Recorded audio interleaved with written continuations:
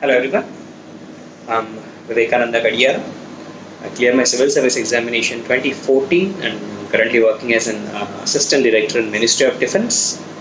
So the objective of the present video is to provide some insights on mains answer writing, General Studies mains answer writing.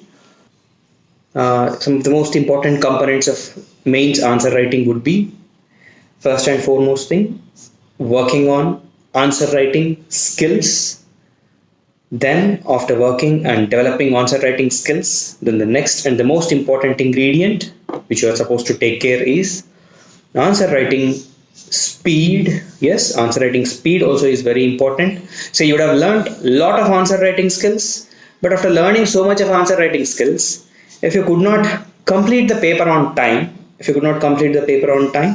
then definitely it will not be of much use, right? Say, for instance, I have always seen people say they come out of the examination hall and they say that they have done paper well. And when we ask them how many of the questions you have attempted, they'll say that we have attempted 17 questions and 18 questions. No, with the present levels of competition, attempting 17 and 18 questions will be disastrous. See, I know good number of people who complete the paper. I don't say that they have written all the 20 questions with the same levels of confidence and comfort. No, that would not have happened. But still, they would try to touch that or tick that number 20, wherein, see, what's the advantage of enhancing your answer writing speed? That's what I start with. See, when you have good answer writing speed, or when you have worked on your answer writing speed, and when you complete the paper, it's highly likely that 12 to 14 questions you would have written with good quality, and maybe 3-4 questions you would have written with average quality. Then 2-3 questions, say, even if you have written with average quality or mediocre stuff, still you would end up getting 2 or 3 marks per each, or at least 1.5 mark per each question.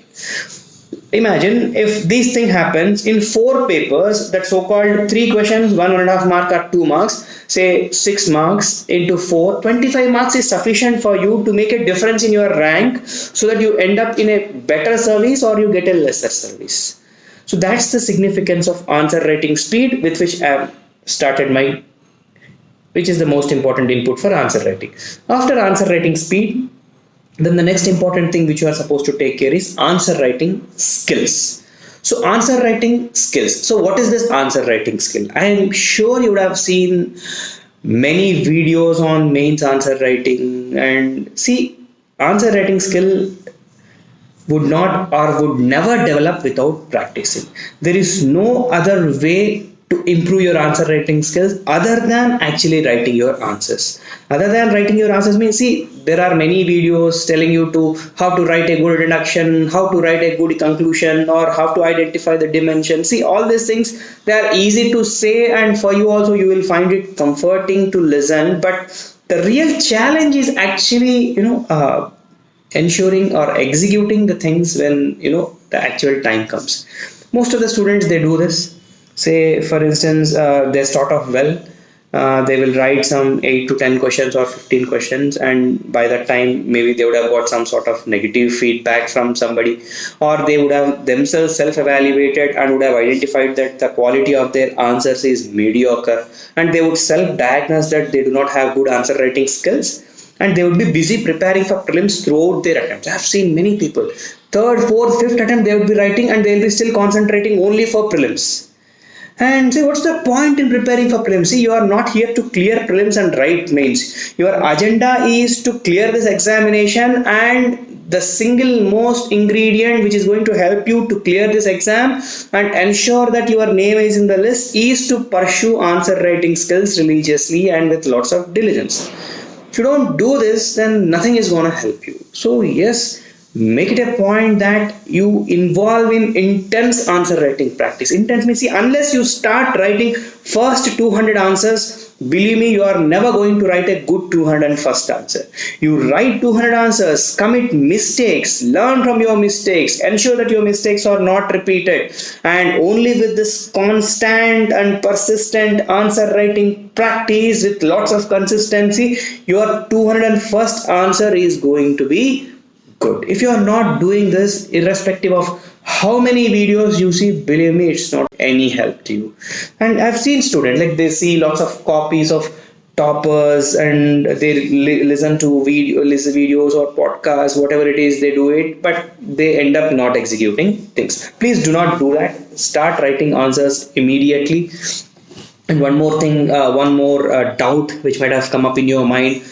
Should we subscribe for a test series? Obviously, you have to subscribe for a test series. See, unless you have issues with affordability, I always suggest people.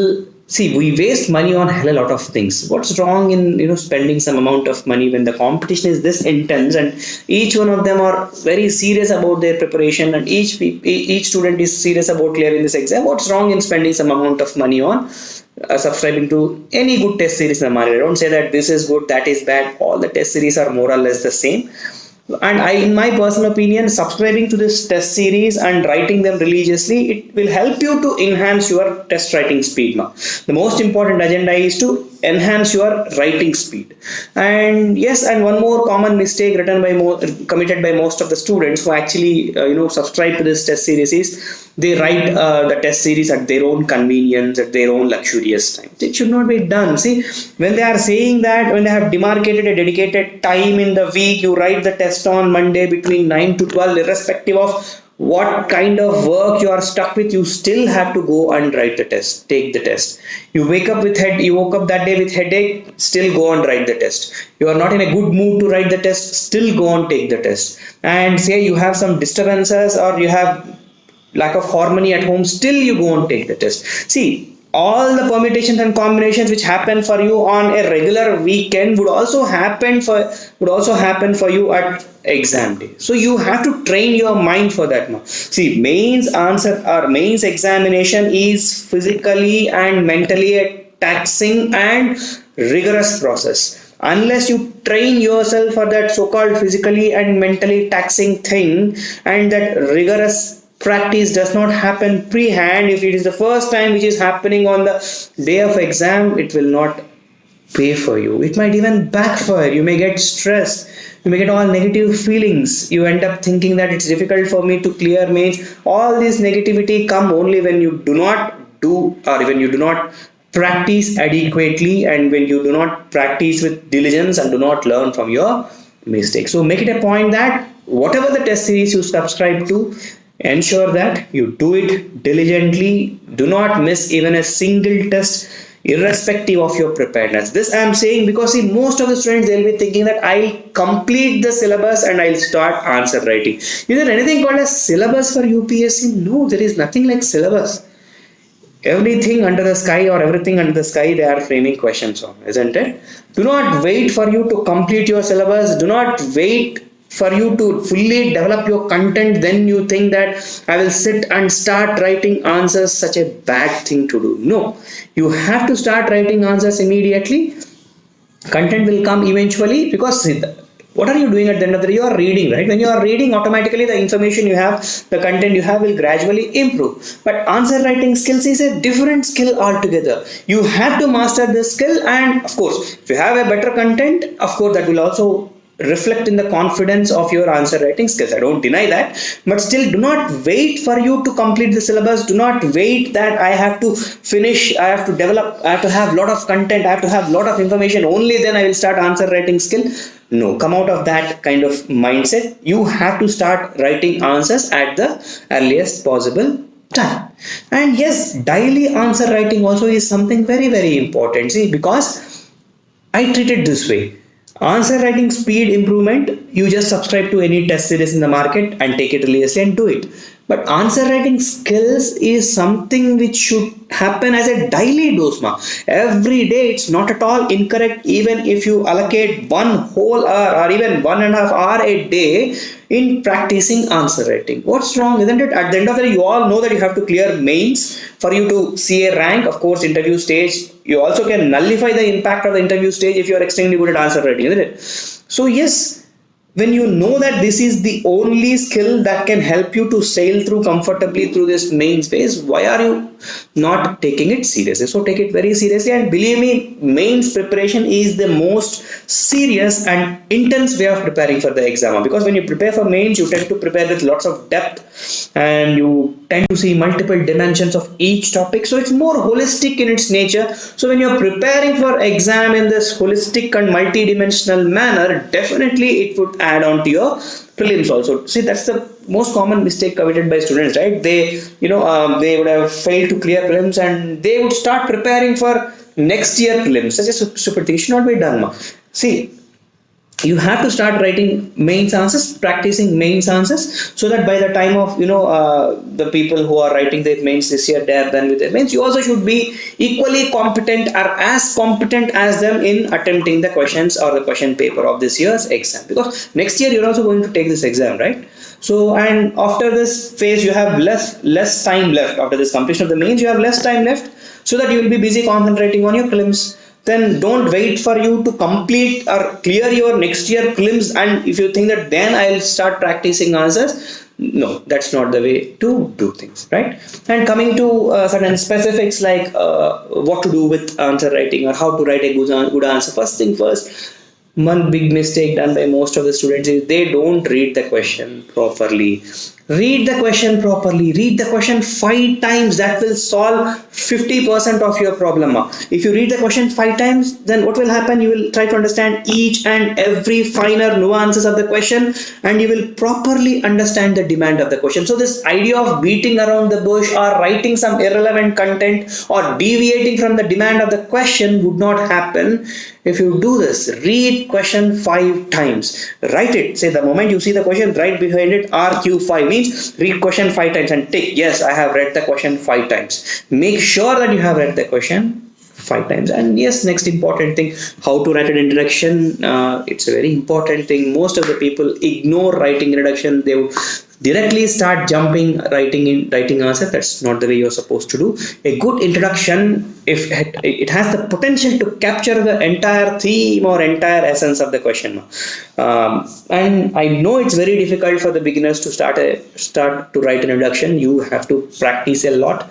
There are no shortcuts. Only with the intense practice you will get to know whether the question demands a specific introduction or whether the question demands a general introduction which touches upon several dimensions. So these kind of specifics you would get to know only when you start writing answers. Then coming to body part of the question. Body part of the question means nothing but you have to identify relevant dimensions. Relevant dimensions means your answer should not be in a unidimensional manner. You must be thinking, what is this unidimensional, multidimensional? Say, let's imagine there is a question on agriculture insurance. The question on agriculture insurance, it might be a simple question.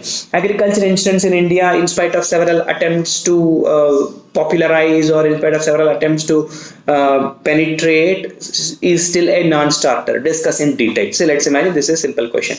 It's something related to agriculture insurance. What would be the dimensions in this? Say dimensions in this could be an introduction on agriculture insurance, or the introduction can be on statistics related to agriculture insurance. How many, what percentage of agriculture insurance is there in India, in southern part of the country, northern part of the country, some statistics or facts related to it, or you can simply define what is an agriculture insurance. Then that is dimension A, introduction. Then what can be dimension B? Dimension B can be need for agriculture insurance in India, or if you want, you can also write as dimension B, benefits of agriculture insurance in India. Then you can say dimension C, constraints or challenges in implementation of agricultural insurance.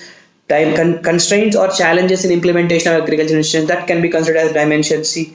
Then dimension D can be what government of India has already done to improve agriculture insurance in an effective manner. Then dimension E can be way forward, or what to be done so that agriculture insurance can be implemented in a better manner, how to enhance the penetration of agriculture insurance in the country. That can be dimension. You see, for one simple topic of agriculture insurance, we try to identify 5 dimensions. General tendency of the students, they go in a unidimensional manner, they just write benefits of agriculture insurance. No, that's not the way you are supposed to write. After trying to carefully understand the demand of the question, you must go into that aspect wherein you have to specifically talk about various dimensions that are involved in solving that particular question. Likewise, first 30 to 40 seconds of your time, after the moment you see the question, understand the question, should contemplate on what dimension I am going to include in my answers, and ensure that all the relevant dimensions are included, and each dimension has to be mentioned with a clear cut heading which properly identifies the dimension. Headings are something very important. Now, people have a tendency to write careless and loose headings. No, examiners would be very interested in seeing what heading you have kept in your answers. Your heading has to be very clear, it has to be elaborate, and it has to clearly provide the intent of you, or what content you are going to include after that heading. Everything has to be reflected in your heading, which is nothing but the dimension, isn't it? Say, constraints in popularizing or constraints in realizing the potential of agricultural insurance, way forward or measures to be taken to enhance the penetration of agricultural insurance, benefits of effective implementation of agricultural insurance. Did you observe how the headings are elaborate, specific, and indicating the intent of what the content you are going to include after this specific heading? Then yes, I told about introduction, I told about identifying dimensions. In certain questions you also have to structure the answer properly under each dimension. Then you must be thinking, what is the structuring of the answers under each heading after a dimension? Say, let's imagine, say what measures should be taken to improve say gender outcomes in a village, or what measures should be taken to improve nutritional outcomes in India. This is one dimension you are supposed to be written. Say, measures to be taken to improve nutritional outcomes of India. It can be structured like measures that can be taken at, say for instance, at legal level, means a dedicated law like on nutritional security or something of that sort. Institutional measures, any dedicated institution to constantly monitor, to provide for policy support, to provide for evaluation, monitoring, feedback on nutrition related aspects. Then institutional measures, legal measures, governance measures, means what sort of governance innovations, what sort of governance reforms we have to bring in so that you improve the nutritional outcomes. Then technological measures, what kind of technological measures, say biofortified crops or encouraging climate smart nutri cereals. So what kind of technological measures are necessary to improve the nutritional outcomes? Likewise, you have to structure your answers properly, means say legal measures required, or institutional measures that are supposed to be brought in, governance reforms or governance innovations that are necessary to improve nutritional outcomes, technological measures or technological innovations to be brought in to improve nutritional outcomes, then community participation to be improved, then strengthening people's rights or strengthening rights legislative framework on rights. Likewise, say that structuring of the answer also will enhance the quality of your presentation, and will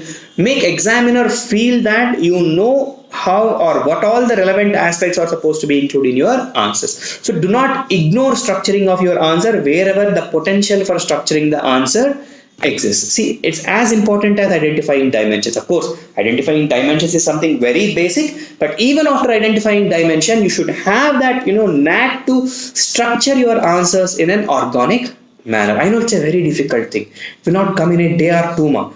Writing a proper structure to an answer, it will not just come like that. Unless you do intense practice, you fail, and then you learn. That's the way you master this idea of structuring your answer well. Then of course you also have to write a good conclusion. Nowadays examiners are expecting you to write good conclusions. Good conclusion is something which is often people say it has to be futuristic, it has to be optimistic. Yes, that is true, and ensure that your conclusions are as broader and touch upon certain broader aspects as possible. It should not be too specific, confining to the only demand of the question. It must be something which has to be linked to the broader perspective. Say let's imagine if a question on something like biofortified crops is given. So you can conclude it by linking biofortified crops, how in the long run they can not only address nutritional security, food security, income security, but they can also address the problem of climate change, something of that sort. It should be in a broader manner. Conclusions are also very important and also have to be taken very seriously, right? So this, with this basic inputs, I think it will be sufficient for you. And unless you start writing and start practicing, these kind of suggestions would not be of much help. I'll quickly summarize what I've told. I told that read the question 5 times, write a good introduction, identify all the relevant dimensions, structure your answer properly, write a good conclusion, and of course you have to underline all the important ideas in the question. You have to underline. Do not commit that mistake. Only if you underline, examiner will easily identify. You would have written a very good point, but would have gone with the, if you have not taken that extra care of underlying that important idea, then definitely somehow you may end up getting half or 1 mark less. Do not do this mistake. It's all about the diligence, right? It's all about how present you are at that point of time while you are taking the test. So make it a point to underline the question, underline the answer, especially the most important points which you want examiner to see. Make it a point to underline. Never ignore that aspect. And one simple thing I'll add before concluding this video, you also have to work on the innovation component. But now, because now that each one of us are aware, like people are well aware of answer writing skills, they're writing decent answers. Definitely overall answer writing skills have improved among all the aspirants, so they're doing reasonably well. Then how to stand out? It means you have to bring in some kind of innovation. You must be asking what this innovation can be. The innovation can be maybe some dimension which might not be directly relevant, but it has to be mentioned in answer. Go with a ray diagram. Think about a flow chart. Some questions on science and technology and culture. Why don't you think about diagrammatic depiction, diagrammatic illustrations, good statistics, good facts, good case stories or case studies? Yes, even in general studies papers also you can definitely include good case studies and good case stories. Only thing is that you have to have a knack of identifying the most relevant content and bringing it. Why not quotes? Always have, you should have some 200 to 250 quotes on your fingertips. The moment you see the question, it has to be spontaneously, you must be in a position to recollect and you must bring in those quotes in your answers. Yes, my quotes are very important. Keep a small handbook, write all that quotes in the handbook, keep reading that book often, every day, 5-10 minutes, spend that time so that they'll go to your subconscious memory, and effortlessly you will get these quotes while you are writing your answers. See, you can also prepare audio files. Some of the students I heard, they do this. They prepare audio files of the course. So whenever they are relaxing, they are having their lunch or they're walking or they're doing workouts, they just listen to this codes, and they'll ensure that the codes actually get incorporated into their answers. So these are some input from my side on mains answer writing. So take your answer writing very seriously, start practicing immediately, and yes, I wish you guys all the very best for your preparation. Do well, and I have to thank Samriddhi for giving me this space and opportunity to provide you this inputs. Thank you.